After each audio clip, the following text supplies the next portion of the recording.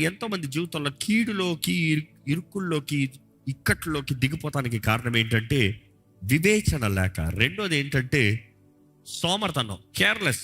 మూడో రకమైన విషయము, మూడవ కారణము, మనుషుడి జీవితంలో నాశనం వస్తాము, మనుషుడి జీవితంలో కీడు వస్తాము, మనుషుడి జీవితంలో అపవాది దాడి చేస్తాము, మనుషుడి జీవితంలో నష్టం కలుగుతాము. మూడో కారణం ఏంటంటే ఎక్కడ? సామెతలు 19:2. ఒకడు తెలివి లేకుండా మంచిది కాదు, తెలివి లేకపోతాం మంచిది కాదు. తొందరపడి నడుచువాడు దారి తప్పిపోవును. ఆ మాటకు అర్థం ఏంటంటే తొందరపడి నిర్ణయాలు చేసేవాడు దారి తప్పిపోతాడు.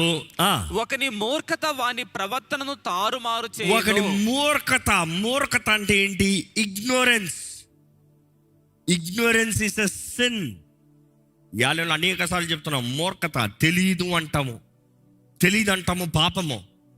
మూర్ఖంగా బ్రతుకుతాము పాపము. మూర్ఖ ప్రజలని దేవుడు ఎన్నోసార్లు పిలుస్తాడండి. మూర్ఖ ప్రజలు, దే ఆర్ ఇగ్నోరెంట్. తెలీదు. ఎద్దుకు తెలుసు యజమాని ఎవరో, గాడిదకి తెలుసు ఇల్లేదో. ఈ ప్రజలు మూర్ఖులయ్యా, విననొల్లని ప్రజలయ్యా. ఈరోజు మిమ్మల్ని అడుగుతున్నానండి, do you have desire? If you have desire, it is not enough. Do you have knowledge to go in it? నువ్వు ఒక పని చేయాలనుకుంటావు, ఎలా చేయాలో తెలుసా? ఒక ఇల్లు కట్టాలంటున్నావు, ఎలా కట్టాలో తెలుసా? డబ్బులు చాలదు ఇల్లు కడతానికి, బుర్ర కావాలి. ఎలాంటి ఇల్లు కావాలి? ఎందుకంటే ఈరోజు చాలామంది ఇల్లు కడతానని అప్పుల్లో మిగిలిపోతున్నారు. ఎంత ఉంది, ఎంత కావాలి, ఎస్టిమేట్ ఎంత, రియాలిటీ ఎంత? ఎందుకంటే ఎస్టిమేట్కి రియాలిటీకి చాలా తేడా ఉంటుంది. ₹1,00,00,000 ఇల్లు కట్టచ్చండి, కట్టి ముంచిన తర్వాత 5 కోట్లు అయిందండి. ముందు లెక్క రాలేదే, సడన్గా ఆశలు మారిపోయి. ఎందుకంటే వేద్దామన్న తలుపు అక్కడికి వెళ్ళి చూస్తే తలుపు మారిపోయింది. అది వేద్దాం అనుకున్నాం, అది మారిపోయింది. ఫ్లోరింగ్ ఒకటి అనుకున్నాం, సడన్గా వేసింది ఇంకోటి. సీలింగ్ ఒకటి అన్నావు, వేస్తుంది ఇంకోటి. కానీ ఒక వ్యక్తి, if is got knowledge has to be gained. Knowledge అంటే ఏంటి? Go to the field. నువ్వు కడతానన్న తర్వాత వెళ్తున్నావు చూడు, కడతానికి ముందు కడతా ఏం చేయాలో చెయ్యి. Time waste. నో, అది ముఖ్యం. అప్పుడు నీకు రియలైజేషన్, ఎక్స్పెక్టేషన్ ఏంటి, రియాలిటీ ఏంటి అనేది తెలిసిపోతుంది. నువ్వు అనుకుంది ఇంత అవుతుందా, అయితే ఇప్పుడు నాకు అవ్వదు, నేను బెటర్ వెయిట్ చేస్తా, కొంచెం ఎదురు చూస్తా, ఇంకొంచెం కష్టపడతా, ఇంకొంచెం ప్రయాసపడతా, లేకపోతే బడ్జెట్ సాక్రిఫైస్ చేసుకుంటా, లేకపోతే తక్కువలోనో అంటాను. మీరు చేయగలిగింది ముందుగానే మీరు పరీక్షించుకుంటేనే కానీ పని ప్రారంభించద్దు. దేవుని వాక్యంలో చూస్తున్నాము, desire without knowledge is not good. అదే రీతిగా, how much more will the hasty feet miss the way. మార్గాన్ని కంగారుగా తీసే అడుగులు దారి తొలగించేస్తారంట. ఈరోజు చాలామంది దారి మొదట్లో ప్రారంభించింది మంచిదే, ఆశ మంచిదే, కోరిక మంచిదే, చేద్దామనుకున్న పర్పస్ మంచిదే, చేస్తాం ప్రారంభించిన తర్వాత కంగారుగా చేస్తూ దారి తప్పిపోయారు. ఎక్కడ వచ్చిన మరొకసారి తెలుగులో చదువుదామండి. ఒకడు తెలివి లేకుండా మంచిది కాదు, తొందరపడి నడుచువాడు దారి తప్పిపోవును. ఒకని మూర్ఖత వాని ప్రవర్తనను తారుమారు చేయును. ఒకడి మూర్ఖత తన ప్రవర్తనని తారుమారు చేస్తుంది. Psalms 82:5. జనులకు తెలివి లేదు. జనులకు ఏమీ లేదు, తెలివి.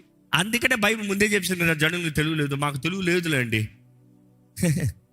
ఇక్కడ చెప్పే జనులు అంధకార ప్రజలు, క్రీస్తుని ఎరగని వారు, చీకట్లో సంచరించేవారు. తెలివి లేనివాడు చీకట్లో ఉన్నవాడు, తెలివి కలిగిన వాడు వెలుగులో ఉన్నవాడు. ఎందుకంటే వెలుగే మనకి ఏది సరి ఏది తప్పు తెలియజేసేది. చీకట్లో ఏది సరి ఏది తప్పు ఎప్పటికీ ఎవరికి తెలియదు. ఇప్పుడు ఈ మాట చదవండి, జనులకి తెలివి లేదు, వారు గ్రహింపరు. వారు ఏంటంట? ఎక్కదో బుర్రకి, వారు గ్రహింపరు. నెక్స్ట్, వారు అంధకారంలో ఇటు అటు తిరుగులాడుదురు. వారు ఎక్కడ ఉంటారంట? అంధకారంలో ఏం చేస్తారంట? పడుకునేవారు కాదు, మూల కూర్చున్న వారు కాదు, అంధకారంలో ఇటు అటు తిరుగుతారంట. అంధకారంలో ఎప్పుడన్నా తిరిగారా? తెలిసిన ఇంట్లో కాదు, తెలిసిన ఇంట్లోనే కరెంటు పోతే ఇట్లా తట్టుకుని పోతాం. తెలియని స్థలంలో వదిలి పరిగెత్తరా అనాలి. చీకట్లో ఏం చేస్తావు? ఎన్ని దెబ్బలు ఉంటాయి? ఈ తెలివి లేని వారు, గ్రహింపు లేని వారు చీకట్లో అంధకారంలో అటు ఇటు తిరిగేవారంట. దెబ్బలు తరుగుతాయా తరగవా? డెఫినెట్లీ. ఈరోజు వెలుగు లేని జీవితము, భయంకరమైన జీవితము, దెబ్బలు, గాయాలు, అవమానాలు, నిందలు, పోరాటాలు, సమస్యలు. దేవా నాకు ఈ జీవితం వద్దు, నేను చచ్చిపోతాననే బ్రతుకులు. దేవుడు అట్లా తెలియజేయబడుతుంది ఈ ప్రజలకి. They do not have understanding. అదే సమయంలో they walk about in darkness, all the foundations of the earth are shaken. ఆ మాట చదవండి. దేశమునకున్న ఆధారములన్నీ కదులుచున్నవి. దేశమునకు ఉన్న ఆధారములన్నీ కదులుచున్నాయి. 6-7 కూడా చదువుదామండి. మీరు దైవములనియు మీరందరూ సర్వోన్నతుని కుమారులనియు నేనే సెలవిచ్చి ఉన్నాను. అయినను ఇతర మనుష్యులు చనిపోవునట్లు మీరును చనిపోవుదురు, అధికారుల్లో ఒకడు కూలినట్లు మీరును కూలుదురు. ఏంటంట? మీరు దైవములో, మీరు దేవుని బిడ్డలు, మీరు దేవుని బిడ్డలు, మీరు దేవుడిలాగా ఉన్నవారు, మీరు దేవుని బిడ్డలు అన్నారు. You are the sons of the most high. Yahweh బిడ్డలు, కుమారులను పిలబడుతున్నారు. కానీ మిగతా వారు చచ్చినట్టు పనికిమాలిన చావు, దిక్కుమాలిన చావు మీకు వస్తుందంట. ఇందుకు నీవు దేవుని ఎరిగిన వ్యక్తి ఓటములో ఉండాలి. ఇందుకు నీవు దేవుని ఎరిగిన వ్యక్తి చేతకాని వాడిగా బ్రతకాలి. ఇందుకు నీవు దేవుని ఎరిగిన వ్యక్తివి, దేవుడికి అవమానం తెచ్చే బ్రతుకు ఉండాలి. చీకట్లో ఉన్నావు కాబట్టి అజ్ఞానం, ఏమాత్రం మూర్ఖత్వం, ఈ ఆలోచిస్తానికి ఇష్టం లేదు. మూర్ఖులంట, మూర్ఖ ప్రజలు, విననొల్లని ప్రజలు. మాట వినిపించక కాదు, వింటానికి లోబడక. ఈ వాక్యం వినేటప్పుడు జ్ఞాపకం చేసుకోవాలండి. ఎందుకు ఈ రీతిగా ఉంటున్నారు ఎంతో మంది వారి జీవితంలో చూస్తే, ఐ డోంట్ నో. ఎందుకు ఇది జరిగింది? I don't know. ఎందుకు ఈ కష్టము? I don't know. Why don't know? What you mean I don't know? ఎందుకు ఇలాగైందంటే ఐ డోంట్ నో ఏంటి? తెలుసుకో. Know first. I will tell you very clearly. If you have your answer as I don't know in your life, నీ జీవితంలో కలుగుతున్న కీడు ఎప్పటికీ ఆగదు. నీకున్న జబ్బు ఎప్పటికి పోదు. నీ జీవితం ఎప్పటికీ మారదు. ఎందుకు అని తెలుసుకో, ఇట్లా మారుతుంది. నువ్వు తెలుసుకుంటావు. డయాగ్నోసిస్ ద నెంబర్ 1 అంటారు. ఈరోజు హాస్పిటల్స్ చూస్తే, అన్ని హాస్పిటల్ ఒకటే, చాలాసార్లు చూస్తే అన్ని హాస్పిటల్స్లో ఆల్మోస్ట్ ఆ పారాసిటమాల్ రాసేటప్పుడు ఆ బ్రాండ్స్ కొంచెం మారుతాయేమో కానీ మెడిసిన్ ఒకటే ఉంటుంది. బట్ ద ప్రాబ్లం ఏంటంటే, కొన్నిసార్లు పెద్ద హాస్పిటల్ వెళ్తానికి కారణం ఏంటంటే, వారు డయాగ్నోస్ చేస్తానికి అక్కడ ఉన్న ఎక్విప్మెంట్స్. నీ సమస్య ఏంటి? ఈరోజు మీ జీవితంలో కూడా what is your problem? I'm asking you, what is your problem? ఎందుకని నీవు జీవితంలో ముందుకెళ్ళలేకపోతావు? ఈరోజు what is your problem? I have no problem అంటారు. చీకట్లో అటు ఇటు తిరిగే రకం అది. ఏంటి నీ సమస్య అంటే చెప్పాలి. ఇదిగో ఇది నా సమస్య, ఇందులో నేను ముందుకు వెళ్ళలేకపోతున్నా, ఇందులో నాకు దృష్టి కలుగుతలేదు, ఇది నాకు అర్థం కావట్లేదు, ఇది నేను చేయలేకపోతున్నాను, కాబట్టి ఇది తెలుసుకుంటాను, ఇది నేర్చుకుంటాను, ఇదేంటో ప్రభు చిత్తం ఏంటో కనిపెట్టి తెలుసుకుంటాను, పరీక్షించి తెలుసుకుంటాను, వాక్యం చదివి తెలుసుకుంటాను, ప్రార్థన చేసి తెలుసుకుంటాను. ప్రభు నామములో వేడుకుంటాం. మిమ్మల్ని మీ జీవితంలో ప్రభు చిత్తం తెలియకుండా ఏ ఒక్క అడుగు తీయొద్దు. అది మేలు కాదు, కీడు, నాశనమే. జాగ్రత్త. 4వది ఏంటంటే, అనేక మంది జీవితంలో నాశనము, కీడు, నష్టము, అకస్మాత్తుగా వచ్చే కీడులో కొట్టుకుని పోతాము, వరదల్లో కొట్టుపోతాను. కారణం ఏంటంటే, దేవుడిచ్చిన వారిని, దేవుడిచ్చిన వాటిని, దేవుడిచ్చిన వస్తువుల్ని, దేవుడిచ్చిన వ్యక్తుల్ని, దేవుడిచ్చిన తలాంతుల్ని దే మిస్యూస్. ఈరోజు మనుషుడు looking for short cuts. A believer will not look for short cuts. Yesu ప్రభు ఎవరికి షార్ట్ కట్ అవ్వలే. యేసు ప్రభుని ఓన్లీ వన్ వే, ఒకే మార్గం, ఒకే దారి, ఒకే వ్యక్తి. యేసు ద్వారంగానే, యేసు మూలంగానే, యేసుని బట్టే. ఇంకా వేరే అడ్డదారులు లేవు. No recommendations, no short cuts. నీవు సిలువెత్తుకుని ఆయన వెంబడించాలంటే సిలువెత్తుకుని చచ్చినట్టు వెంబడించు. ఎందుకంటే తన్ను తాను ఉపేక్షించుకుని అనుదినము తన సిలువెత్తుకుని నన్ను వెంబడించాలని యేసు ప్రభు తెలియజేశాడు. ఈరోజు if you don't thrive for discipline, క్రమశిక్షణ చాలా చాలా ముఖ్యము. సోమరంగా ఉంటాం చాలా సులభం అండి. జీవితంలో ఒకడు దరిద్రుడిగా ఉంటామో లేకపోతే పేదవాడుగా ఉండటానికి ఏమి చేయక్కర్లేదు. ఎప్పుడైనా ఆలోచించారా? నేను పేదవాడుగా ఉంటాను అన్నవాడు ఏం చేయక్కర్లేదు, ఏం మార్పు అక్కర్లేదు. నేను దరిద్రుడిగా ఉంటాను అన్నవాడు ఏం మార్పు అక్కర్లే. నేను అడుక్కునే బ్రతుకుతాను అనేవాడు ఏ దృష్టి వద్దు. అడుక్కున్నాడికి దృష్టి ఎందుకు? లెగుస్తాడు, ఒక కడుగుతాడు, అది కడుగుతాడు, కడగడం. అబ్బా అయ్యా 4 సార్లు చేతులు ఉప్పు, ఎవడో ఒకడు వేస్తాడు, తిను, పడుకో, లే, స్నానం వద్దు, ఏమొద్దు, పడండు. దేనికన్నా పోరాడాల్సింది ఉందా? శరీరాన్ని దేనికన్నా ఎదిరించాల్సింది ఉందా? జీవితంలో ఏదో దృష్టి కలిగి పోరాడాల్సింది ఉందా? రక్షకుడు కొరకు ఎదురు చూడాల్సింది ఉందా? ఆ గుడ్డి భర్తమే అన్నాడు, నేను ఉండను ఇట్లా, నాకు మార్పు కావాలి. ఎందుకు అడుక్కుని బ్రతకచ్చు? నేను అడుక్కుని బ్రతకను. ఎవరు నాకు చూపినవ్వగలిగింది? యేసు వస్తాడా? యేసుని గురించి ఇన్న భర్తమై ఎదురు చూస్తున్నాడంట యేసు రాక కొరకు. యేసు ప్రభు వస్తున్నాడు అని తెలిసిన వెంటనే, దావీదు కుమారుడా నన్ను కరుణించు కేక వేస్తున్నాడు. మనుషులు ఉస్సు అంటారు, దావీదు కుమారుడా నన్ను కరుణించు కేక వేస్తున్నాడు. పక్కన ఉన్నవారు ఊరుకో, బోధకుని డిస్టర్బ్ చేయొద్దు, దావీదు కుమారుడా నన్ను కరుణించు కేక వేస్తున్నాడంట. Is desperate. I'm asking you, are you you desperate for the change in your life? మీ జీవితంలో మార్పు కొరకు పట్టుదల కలిగి ఉన్నారా? లేకపోతే ఇంకా అంతేలా మన పరిస్థితి, నాకు కళ్ళు లేవు అంటే ఏంటి, నేను అడుగునే తినాలి. గుడ్డి భర్తమైకి కళ్ళు ఇచ్చిన దేవుడు, దృష్టిని ఇచ్చిన దేవుడు, నీ జీవితానికి కూడా దృష్టిని ఇవ్వగలిగిన దేవుడు. నువ్వు అదే రీతిగా పట్టుపడితే. ఈరోజు చాలా మందికి దృష్టి ఇవ్వక కాదు, దృష్టి ఇచ్చినా కూడా ఏం చేయాలని తెలియకున్నారు. బికాస్ దేవుడు ఇచ్చిన టార్గెట్కి కావాల్సిన డిసిప్లిన్ లేదు లైఫ్లో. దేవుని వాటిలో చూస్తానండి, ఒక వ్యక్తి చివరిగా ఎక్కడి నుండి దాడులు అన్నదప్పుడు చూస్తే you see it is very clear. అపవాది ఎక్కడ? యోహాను 10:10 మనందరికీ తెలుసు. దొంగ దేనికి వస్తాడంట? దొంగతనానికి, హత్యకి, నాశనం చేస్తానికి వస్తాడంట. ఈరోజు మీ జీవితంలో దొంగతనము, హత్య, నాశనములు జరుగుతున్నాయంటే అపవాది మిమ్మల్ని దాడి చేస్తున్నాడు. చేతి వరకు వచ్చి పోతుందా? అపవాది దోచుకుంటాడు, జాగ్రత్త. దేవుడిచ్చిన దీవెనలు, దేవుడిచ్చిన ఆశీర్వాదాలు మీరు పోగొట్టుకుంటున్నారా? జాగ్రత్త. అపవాది నీ నిర్లక్ష్యతను బట్టి అపవాది దోచుకుంటున్నాడు, నీ అజాగ్రత్తను బట్టి అపవాది దోచుకుంటాడు. బైబిల్ చూస్తానండి, అపవాది ఏమంతా దోచుకుంటాడు అన్నప్పుడు బైబిల్ మొత్తంలో చదివితే బైబిల్ మనం చూస్తాము, అపవాది సంవత్సరాలు దోచుకుంటాడంట, అపవాది డెస్టినీస్ దోచుకుంటాడంట. డెస్టినీ అంటే ఏంటి? గమ్యాల్ని. ఓ బైబిల్ చూసినప్పుడు గమ్యం కోల్పోయిన వారు ఉంటారంటే చాలామంది ఉన్నారు. సంసోను, నీ గమ్యం ఘనమైనది. దేవుడు నిన్ను తల్లి గర్భంలో చేసింది ఘనమైన విషయంలో, ఘనమైన కార్యం కొరకు. పోగొట్టుకోవద్దు. ఒక దెలీలాన్ని చూసి, ఒక వేశ్యను చూసి పడిపోద్దు. గో, గమ్యం చేరు, గమ్యం తగినట్టుగా బ్రతుకు. గమ్యం పోగొట్టుకున్నాడు. ఎంతోమంది సంవత్సరాలు పోగొట్టుకుంటాం చూస్తున్నాము. ఈరోజు మిమ్మల్ని అడుగుతున్నాను, ప్రేమతో అడుగుతున్నాను ఈ మాట, not being harsh, I'm telling out of pain. మీ వయసుకి, మీ జీవితానికి ఎంత సాధించారు? మీ వయసుకి, మీ జీవితానికి మీకు దేవుడిచ్చిన వరములు, తలాంతులు, అవకాశాలు, తరుణాలు, కుటుంబాలు, స్నేహితులు, స్నేహం అన్నీ కలిపితే మీరు సాధన ఎంత? Don't compare with others, compare with your self. ఇంకోటి సాధించాడు ఎక్కువ, ఇంకోటి సాధించాడు తక్కువ కాదు. ఇంకోటి కన్నా నేను బెటర్ అని చెప్పొద్దు. అడుక్కున్నాడు గొప్పవాడు, నేను గొప్పడరా అంటాను. గొప్పతనం ఏం లేదు, ఇద్దరు అడుక్కున్నాళ్ళే.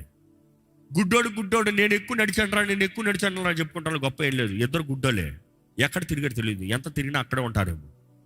But then you have to really calculate based on నీకు ఇచ్చిన తలాంతులు, నీకు ఇచ్చిన రిసోర్సెస్, నీకు ఇచ్చిన ఇన్ఫ్లుయెన్స్, నీ పైన దయ చూపించగలిగిన వ్యక్తులు, నీకు ఇచ్చిన సమయము, ఏం చేస్తున్నావు? ఎందుకంటే అపవాది దొంగతనం చేస్తున్నాడు, నీ సమయాన్ని దోచుకుంటున్నాడు. ఈరోజు చాలా మంది జీవితంలో సమయాన్ని దోచుకుంటున్నాడు, సహవాసాలు దోచుకుంటున్నాడు, ఎబిలిటీ టు సీ, దృష్టి లేకుండా చేస్తున్నాడు, గుడ్డితనంలోకి తీసుకొస్తున్నాడు, ఆనందాన్ని దోచుకుంటున్నాడు, సంతోషాన్ని దోచుకుంటున్నాడు.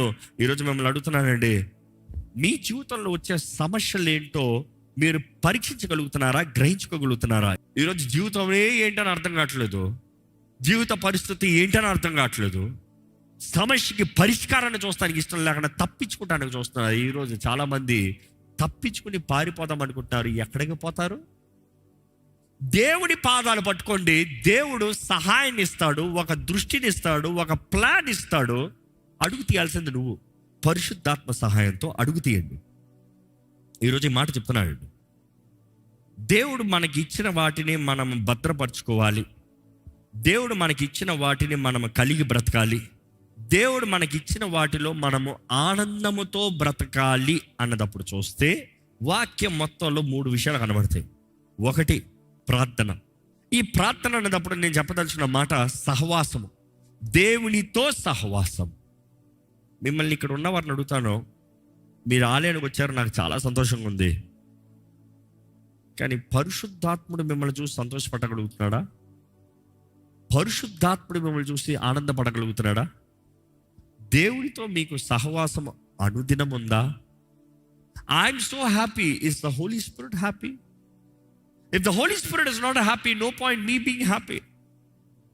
ఇక్కడ నుండి వెళ్ళిన తర్వాత ముఖ్యమంటే ఇక్కడ వచ్చిన దానికన్నా మీరు అనుకున్నారు ఇక్కడికి వస్తే అన్నీ తీరుతాయి, ఎందుకంటే ఇక్కడికి వచ్చి ప్రార్థన చేస్తున్నాం. కానీ ఇక్కడ నుండి బయటికి వెళ్ళిన తర్వాత ఆ ప్రార్థన తగినట్టుగా నీ బ్రతుకు లేకపోతే వ్యర్థము, ఆ ప్రార్థన తగినట్టుగా నీ జీవితం లేకపోతే వ్యర్థము. ఆలయంలోకి వచ్చిన నీవు దేవుడు కార్యం చేస్తానని ఎదురు చూస్తున్నావు. దేవుడు కార్యాన్ని ప్రారంభించాడు, కొనసాగించేది నీ దారిలోనే, నీ ఇంట్లోనే, నీ నివాస స్థలంలోనే, నీ పోరాటంలోనే. ఈరోజు మిమ్మల్ని ప్రభునామంలో వేడుకుంటాను, ప్రభుతో మీకు సహవాసం కలిగి ఉన్నారా? ఈ ఆలయంలో మరలా చెప్తున్నాము, రక్షణ, దేవుడితో సహవాసము, పరిశుద్ధాత్మ నింపుదల, పరిశుద్ధాత్మ నడిపింపు, పరిశుద్ధాత్మ సహవాసము, సహాయము కలిగి ఉన్నారా? రెండోది విరిగి నలిగిన హృదయం అండి. దేవుడు కోరేది విరిగి నలిగిన హృదయం. విరిగి నలిగిన హృదయాన్ని దేవుడు అలక్ష్యం చేయడంట. దేవుడు అక్కడ చూస్తే కీర్తన 51:17 చదువుదామా? We know this chapter very well. Psalms 51:17. విరిగిన మనస్సే దేవునికి ఇష్టమైన బలులు, దేవా విరిగి నలిగిన హృదయమును నీవు అలక్ష్యము చేయవు. విరిగి నలిగిన హృదయాన్ని నీవు అలక్ష్యము చేయవు. ఈరోజు ఈ మాట జ్ఞాపకం చేసుకోండి. నీవు విరిగి నలిగిన హృదయంని, the heart, that's an attitude. విరిగి నలిగిన హృదయం అంటే పాడైపోయిన బ్రతుకుని కాదు, తగ్గించుకున్న వ్యక్తి. తగ్గింపు. నీవు తగ్గించుకుంటావు, నీకు గౌరవాన్ని తీసుకొస్తుంది. నీవు తగ్గించుకుంటావు, నీకు విలువని తీసుకొస్తుంది. నీవు తగ్గించుకుంటావు, నీ జీవితంలో దేవుడు ఉద్దేశించిన కార్యము జరుగుతానికి అవకాశం ఉంది. ఈరోజు key is one thing, come to God, have the word.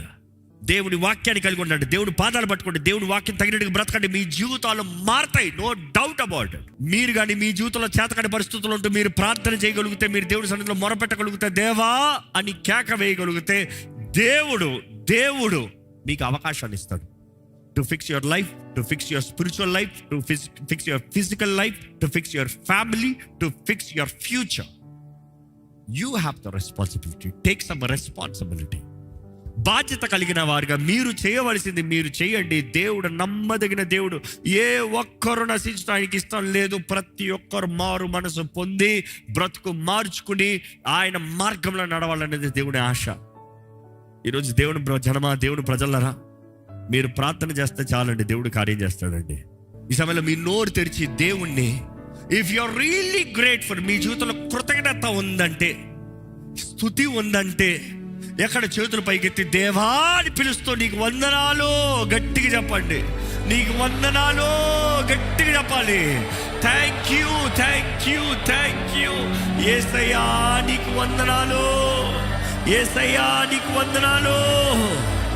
మనసు పూర్తిగా నా రక్షక నీకు వందనాలు, నన్ను జీవింపజేసే దేవా నీకు వందనాలు, నన్ను బ్రతికించే దేవా నీకు వందనాలు, నా జీవితంలో కరుణ చూపించే దేవా నీకు వందనాలు, నా కీడుని మేలుగా మార్చే దేవా నీకు వందనాలు, నా జీవితంలో గొప్ప కార్యాలు జరిగించే దేవా నీకు వందనాలు. యేసయ్యా నీకు స్తోత్రములు. యెహోవా నా పరమ తండ్రి నీకు వందనాలు.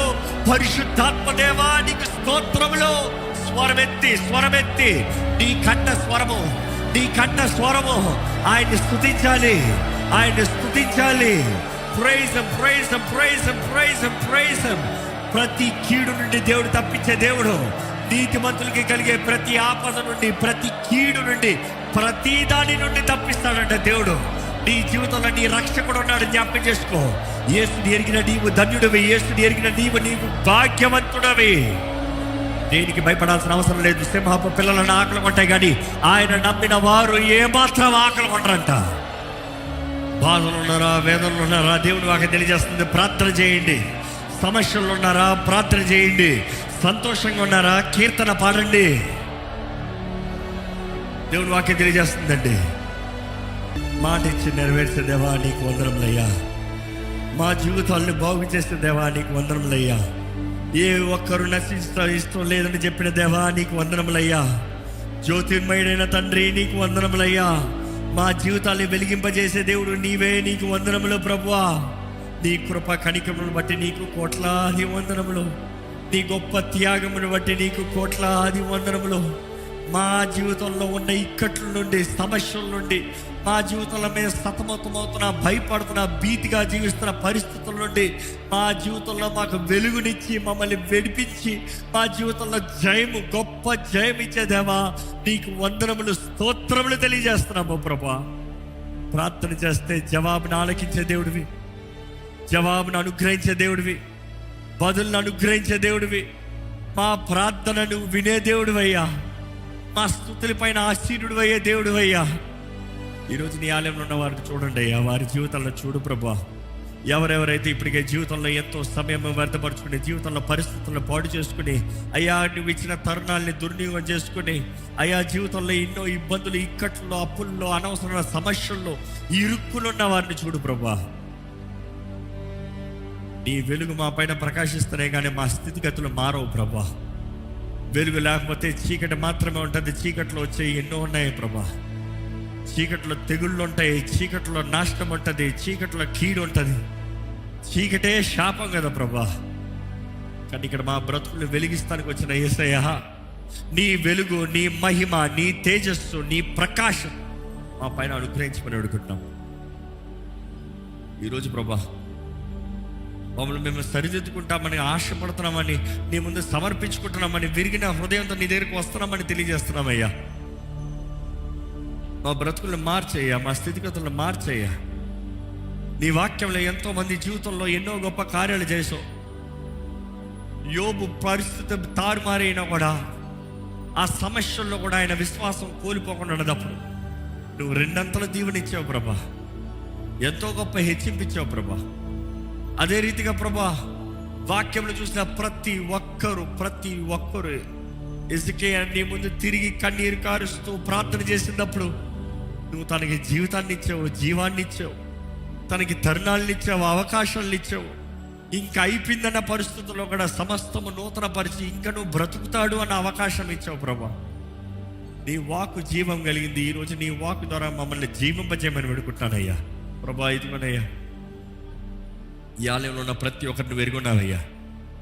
ఎట్టి పరిస్థితులు ఉన్నవారు నువ్వు ఎరుగున్నావు ప్రభా. ఎట్టి బంధకాల్లో ఉన్నవారు నువ్వు ఎరుగున్నావు ప్రభా. ఎట్టి చేతకాని పరిస్థితులు ఉన్నవారు నువ్వు ఎరుగున్నావు ప్రభా. ఎటువంటి చీకటి ప్రభావంలో నింపబడి ఉన్నారు నువ్వు ఎరుగున్న దేవుడు అయ్యా. అదే సమయంలో ఇక్కడ ఉన్న అయ్యా నిరుత్సాహంలో, కృంగుదలలో, అయ్యా ఎక్స్పెక్టేషన్స్ జరగనిదప్పుడు, అయ్యా ఎంతో కాలము ప్రయాసపడి, ఎంతో కష్టపడి, ఎంతో చేయాలని, ఎంతో సాధించాలి, ఎన్నో ఆశలు పెట్టుకున్న వారు చేతకాని పరిస్థితుల్లో ఇక్కడ ఉండేటప్పుడు అయ్యా అటువంటి వారిని చూడు ప్రభా. బలపరిచయ్యా.